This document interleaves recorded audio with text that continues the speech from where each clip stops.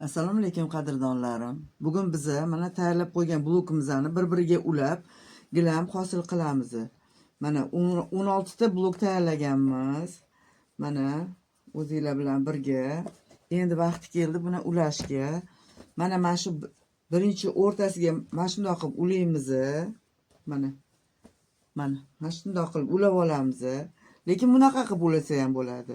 Xohlagancha ulashingiz mumkin, lekin menga mana shunaqasi ma'qul bo'ldi. Hozir bu o'rtasini ulab olamiz, keyin yonlariga ulaymiz qolganini.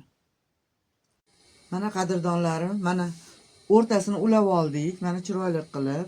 Mana endi yoniga ulaymiz. Mana shunaqa yana blokimizdan olib, mana bu burchagini qo'yamiz. Bu burchagini qo'yib ulab olamiz. Mana bu tomonini ham ulab oldik. Mana bu o'rtasi, bu yoni. Endi bu tomoniga ham xuddi shunaqa qilib ulab olamiz.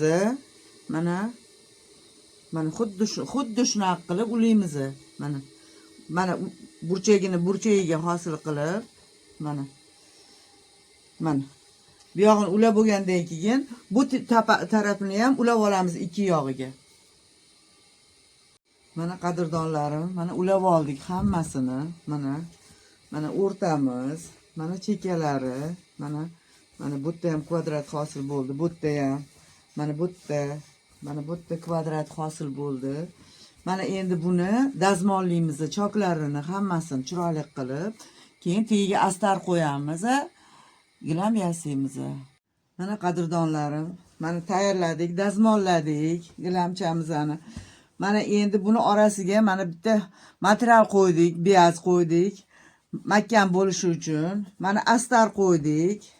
Ana endi buni o'rtasida mana chiziqlarini orasidan tegi bilan birlashtirib chiqamiz. Bu yog'iga qaratib, bu yog'iga hamma chiziqlardan birlashtirib chiqamiz ulagan chizig'imizdan.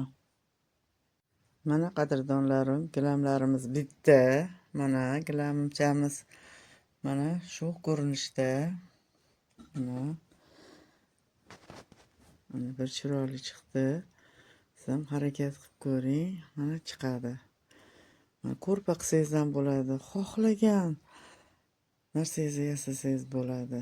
Tikib. Qo'lingizdan keladi.